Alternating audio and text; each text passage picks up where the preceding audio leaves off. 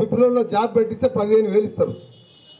ఐటీతో పాటు ఇవాళ artificial intelligence వచ్చిన తర్వాత ఐటీ కానీ ఇవన్నీ కూడా చేంజ్ అవుతున్న సమయంలో మార్కెట్లో ఇవాళ నిర్మాణ రంగంతోనే మన జీడిపి పెరగడం కానీ కన్స్ట్రక్షన్ యాక్టివిటీస్తోనే హైదరాబాద్ రూపురేఖలు మారిపోతున్న సందర్భంలో ఈ అన్ని కోర్సెస్ పెట్టడానికి గవర్నమెంట్ మేమంటే 2 లక్షల ఉద్యోగాలు ఉంటే 2 లక్షల ఉద్యోగాలు నింపుతాం అని మిగిలిన పిల్లలకు కూడా దారి చూపించాలి.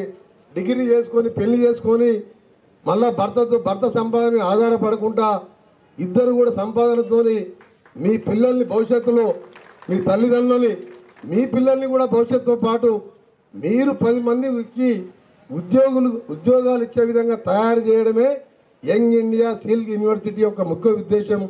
అది న్యాక్ అనే డిపార్ట్మెంట్ నాది ఆర్ఎన్బి శాఖలో హైటెక్ సిటీలో ఇప్పుడు 2,000 మంది విద్యార్థులు నా దగ్గర.